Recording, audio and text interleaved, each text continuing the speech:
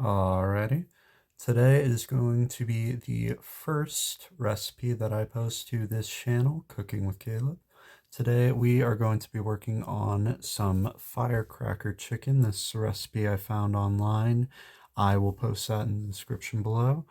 Alrighty, let's get to the first step. Alrighty, first step with anything cooking related, of course, is going to be washing your hands under some nice warm water. 12 seconds later. That's that. Alrighty, and now that we've washed our hands, the second thing we're going to want to do with this particular recipe, you're going to pull out 2 medium large size chicken breasts, and what you're going to do is you are going to put them into some Ziploc bags here for defrosting. Now, there are a couple of ways that you can defrost the chicken. Of course, you could always go with the microwave method, which is quicker.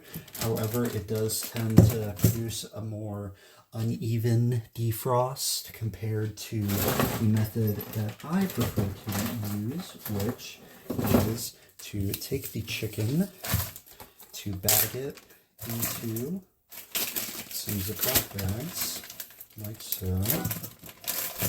Make sure that those bags don't have a whole lot of air in them. Makes them less buoyant.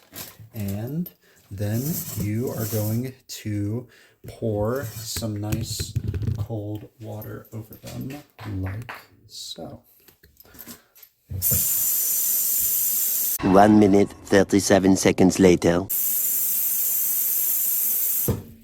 Alright, and then once your chickens are covered up and the bowl is most of the way full with that cool water, what you're going to want to do is you want to set that bowl over to the side, in this case right over here on my countertop, and then you are going to let these sit and defrost for about 2 hours, changing out the water every 30 minutes roughly. 2 hours later.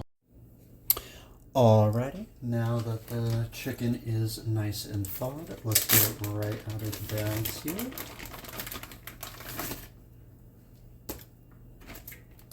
Set these bags aside for later.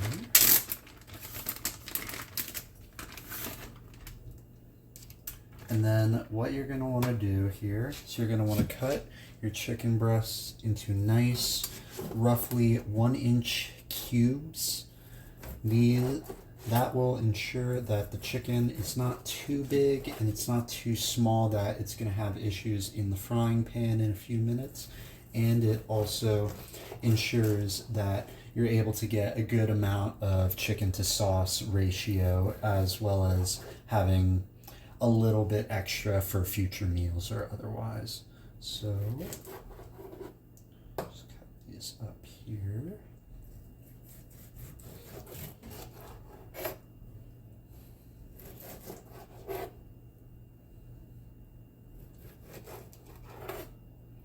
And of course, don't worry about perfectly reaching a 1-inch cube size.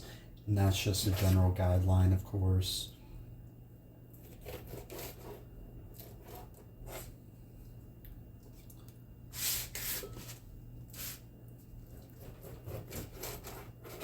Eventually.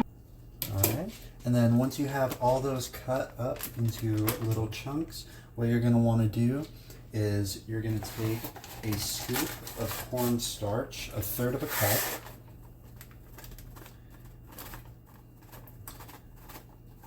and you're going to pour it into the plastic bags that they were in earlier, of course, after you drain the plastic bags of all their fluids.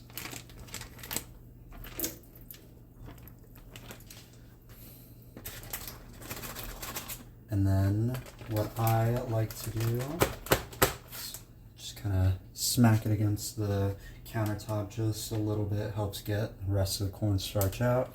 And then you just pour in a little bit of salt and a little bit of pepper.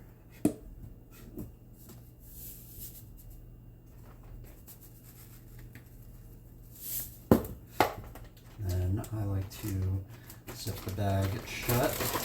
Shake it up just a little bit. Get that salt and pepper redistributed. And then just toss the chicken chunks right in there. Now, of course, we have 2 moderately sized chicken breasts for this meal, so what we're going to do is we're going to drain out that second bag and then do another set of cornstarch and salt and pepper.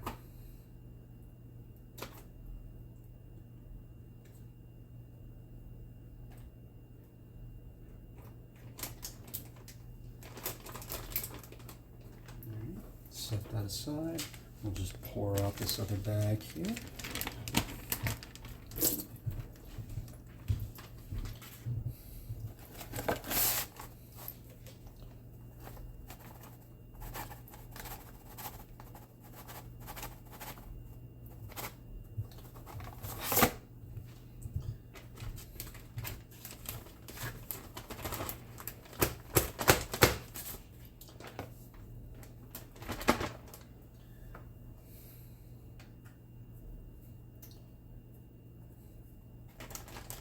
A little bit of salt. Once again, not too much. Same thing with the salt here. Just because you don't want your chicken to come out too salty for the sauce. That one's a little big, actually. Let me give that one more cut. That one too, actually.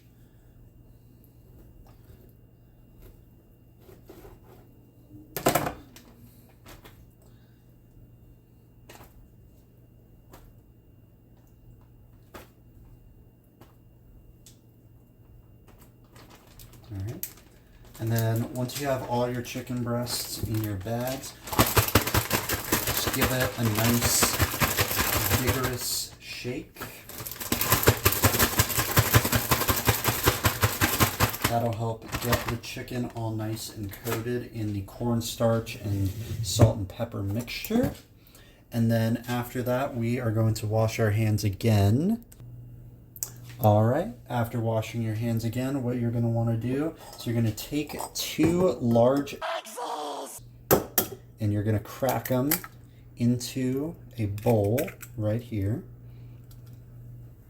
Set the shells aside for you to toss out later. And then what you're going to do is you're going to take a fork, you're going to mix them. You're going to beat the eggs just so that way pretty much becomes all yolk in there. Looks nice and has a kind of orange look to it.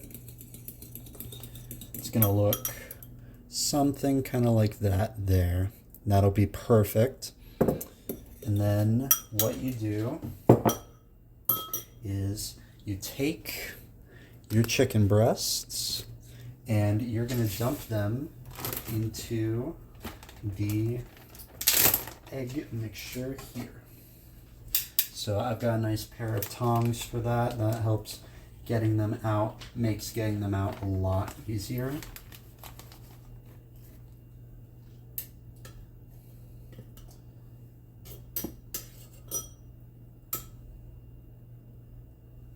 And then once you've gotten them all nice and coated in there, you're just going to put them directly into your skillet or frying pan, and then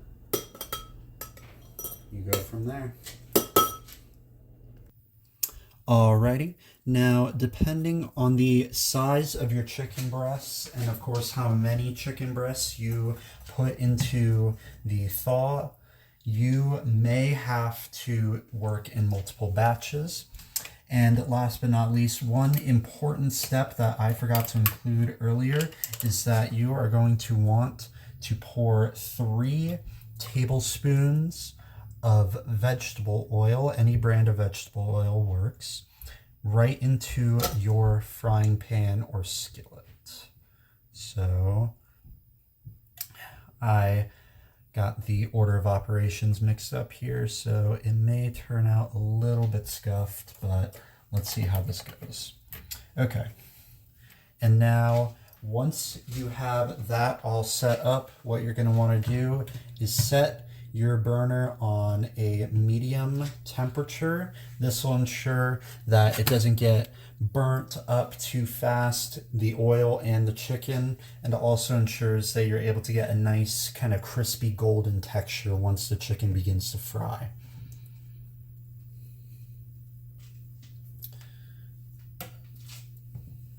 Now, it may take a couple minutes for the burner to get heated up to the point where the chicken and the oil are going to begin to fry, but ultimately, once it begins frying, you'll want to start flipping over your chicken using either a spatula or a pair of tongs, whatever works best, whatever you have on hand. While your burner's warm up, what you're going to want to do is you're going to want to take some cooking spray. I've got some nice Food Club brand original cooking spray here, and you are just going to want to lightly coat a 9x13 pan with it. So maybe just give it a twice over there. Nothing more should be needed of that. This is where the fun begins. All right, once your chicken is all up in the skillet, what you're going to want to do is you're going to want to put the chicken in the oil on a high heat. That'll ensure that the oil gets to its boiling point a lot quicker and you're able to start frying that much sooner and also get the chicken cooked through a lot better. As you can see here, it's already starting to bubble up, simmer in a couple of spots.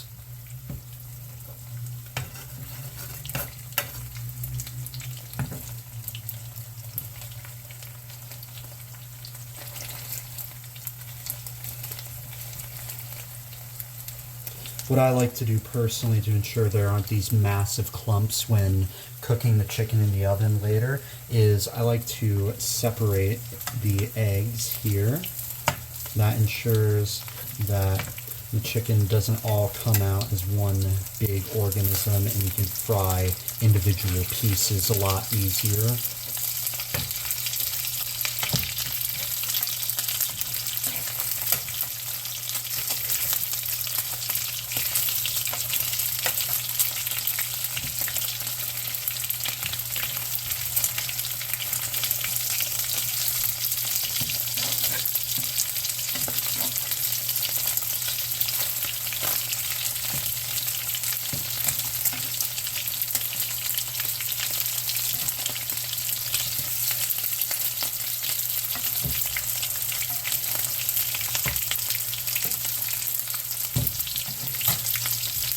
You'll want it to boil for about 3 to 4 minutes. You'll want it to fry for about 3 to 4 minutes. And then what you'll do is you'll just check each individual piece, flip it over, see if it's nice and cooked through all the way.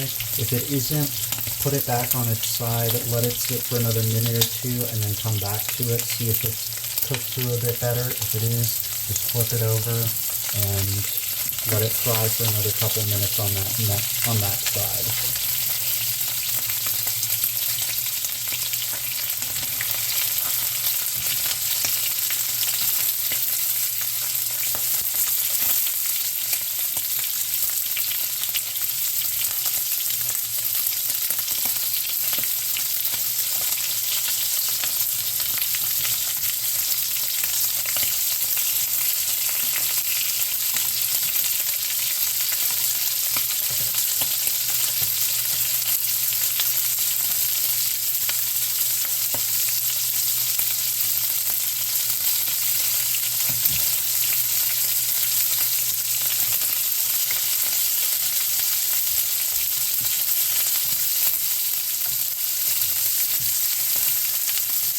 Piece of chicken that looks kind of like this on its side, where it's got a nice caramel orange look to it, is going to be the ideal look for your chicken overall. So once you get 1 or 2 pieces that kind of look like that, you can generally start flipping the rest of them over.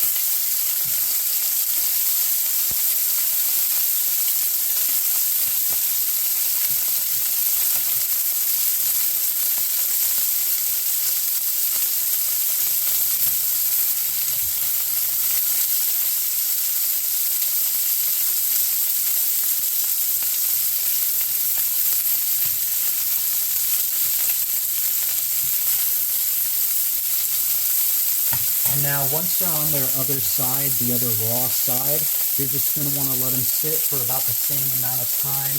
You might want to check up on them every couple minutes just to see if they're cooked through all the way, roughly the same amount.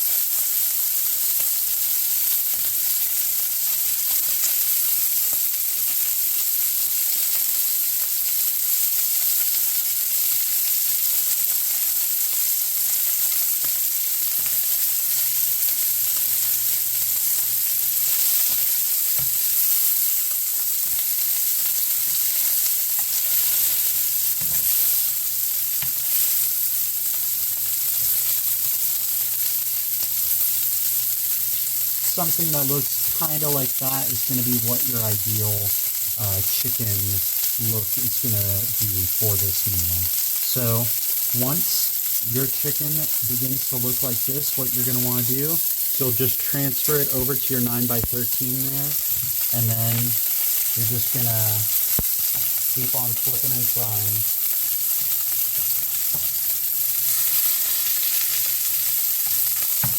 Now, of course, if you like your chicken a little bit extra crispy, you can let them sit for about another minute or so after they've reached that golden brown color, just to help get them a little bit extra crispier, make them look a little bit more golden.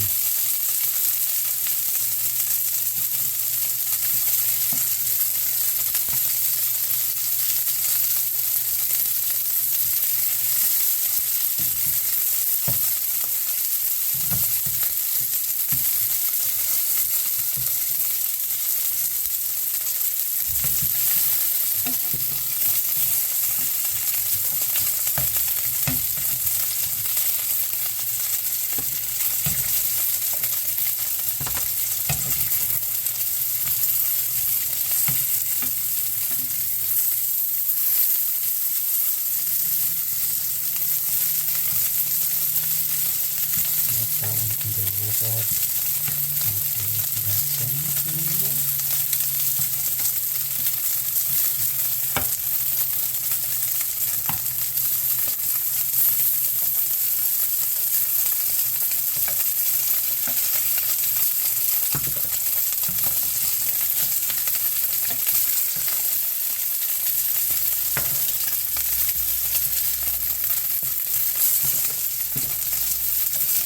Now, of course, you don't want your chicken to stay on here too long, lest it gets burnt.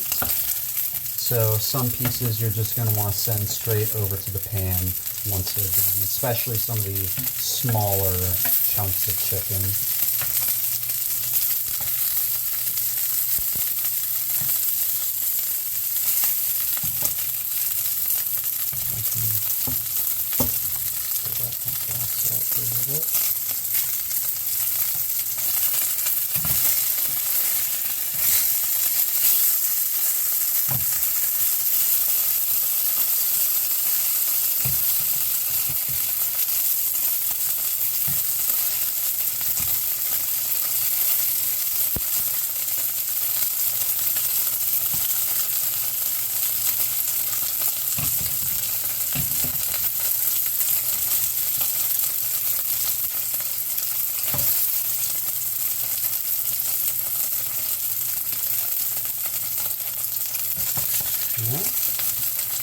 I think that should be all good there. So I'm just going to transfer the rest of this chicken on over to the 9x13.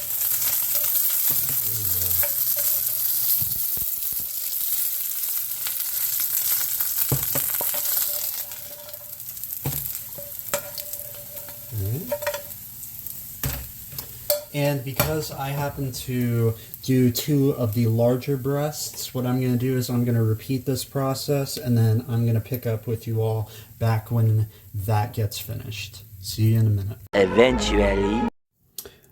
Okay, and now once you have your chicken all done, you're going to want to get started on the sauce. Alright, so to make the sauce for this firecracker chicken, what you're going to want to do is you're going to start with a 1/2 cup of light brown sugar. I use the Food Club brand, however, any brand here will work just fine for that.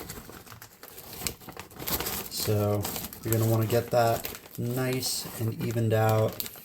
Looks something kind of like that there. And then we're just going to pour that straight into the cup. And then what you're going to want to do is you're going to take 1/3 of a cup of buffalo sauce. I typically use the same cup that we use for the cornstarch. This will allow it to pick up some of that cornstarch, help thicken the sauce just a little bit when it goes into the oven. So I personally use Sweet Baby Ray's for this. However, any brand of buffalo sauce will do, whether you're a Frank's Red Hot guy or you prefer something store-bought or otherwise. And then you're going to take that, make sure to get as much of it as you can into there.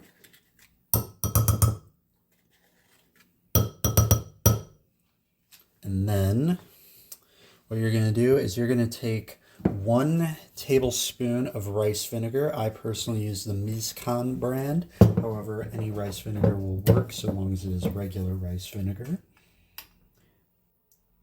Just going to get that all nice and in there. And then you're going to take a fork and you are going to mix this all together.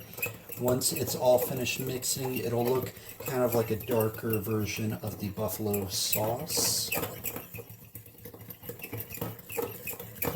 So,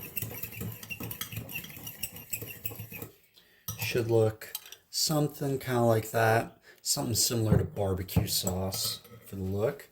And then you're going to take some crushed red peppers. You are just gonna sprinkle those all up in there. I personally use a Great Value brand, however, any brand of crushed red pepper will do. And you're going to take some sesame seeds. I like to add a little bit of sesame seed. I find it helps a bit with the flavor. However, it's completely optional if you don't prefer sesame seeds or you have allergies or otherwise. And then what you're going to do is you're just going to mix that all up in there. Should still be able to see some of the red pepper and sesame seeds. However, there shouldn't be any excess floating up on the top or otherwise. And then what you're going to do is you are going to pour that all over the chicken that's sitting in your 9x13. So something kind of like that.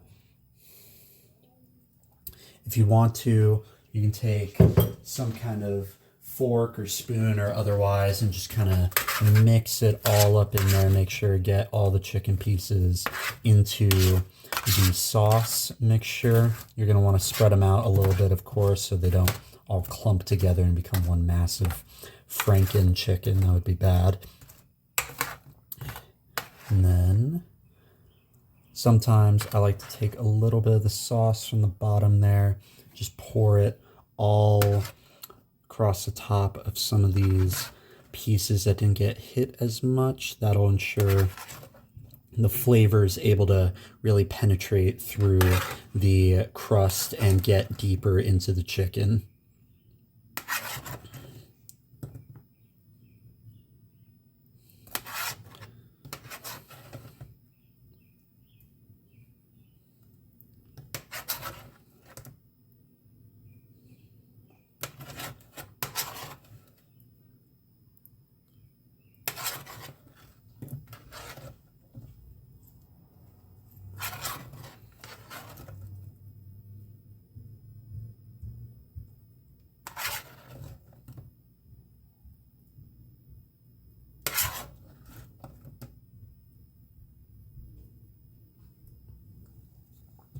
Alrighty, and then once you have your chicken all covered, you're just going to want to put it straight into the oven. Let it sit in there for about 35 minutes. Alrighty, once your oven reaches 350 degrees and the chicken is nice and in there, what you're going to want to do is you're going to want to set it for about 35 minutes. You can adjust accordingly based on how much chicken you have in there. Oops, went a little too far.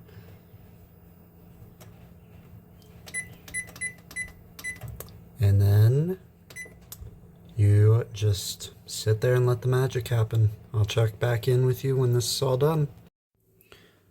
One thing I like to do with this sauce is I like to make a second set of the sauce to go over the chicken once it comes out of the oven.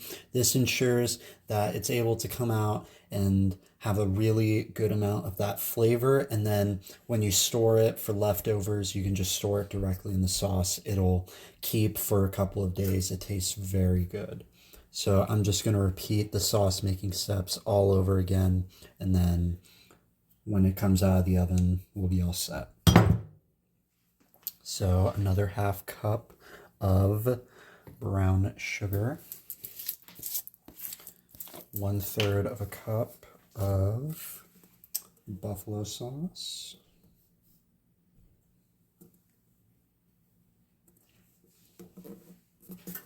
I actually just ran out of buffalo sauce, so we're going to experiment a little bit with some Walmart medium wing sauce.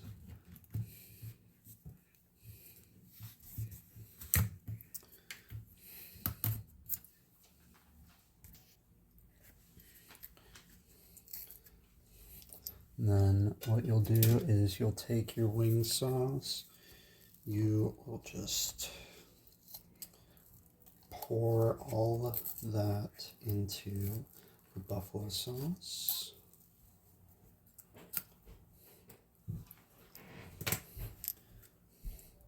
So, like so. Ooh.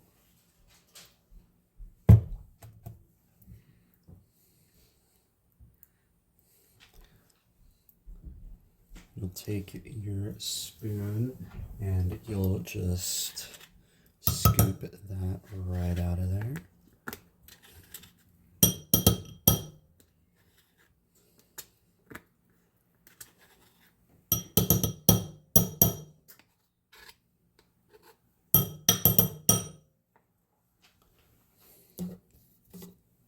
And then take your rice vinegar,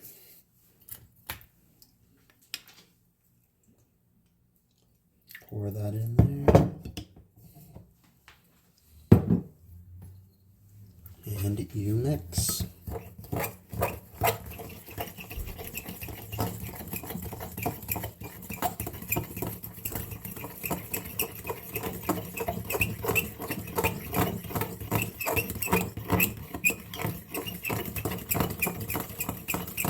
Once again, comes out with a nice barbecue sauce-like color, similar viscosity as well to some non-refrigerated barbecue sauce there. And then just take sesame seeds and your red pepper flakes.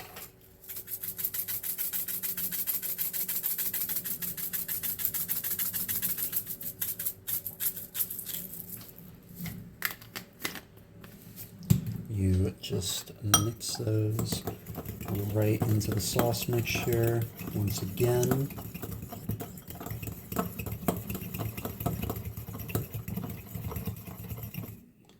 You get something, still see some of the red pepper flakes and sesame seeds in there, but not too many and not too few. That's when you know you have just the right amount for that. And then once the chicken comes out of the oven, we're just going to pour this all over it, and we'll see how that goes when we get there. Alrighty, so this meal pairs very well with rice in my opinion. However, you can choose to put it with whatever you want, whether that be rice, ramen noodles, or just the chicken by itself. Alrighty, so once your food is all done out of the oven, what you're going to want to do is take your pair of tongs. You're just going to kind of flip it over just a little bit there, check on each individual piece. The sauce itself is going to be caramelized to the surface. However, you should be able to kind of scoop up some of it to put into your chicken if you so desire. But regardless, once it's all done, what you're going to do So you're just going to take a nice bowl of whatever you choose to go with it. In this case, I pick some nice white rice. You're just going to scoop it all up on there. Take however much you need to for your meal, and then with the rest, you can just store it inside of a Tupperware container with the rest of the sauce for a couple of days. I would say 3 days at the most with this recipe. But yeah, that is firecracker chicken. Thank you so much, and you have a good day now. See you.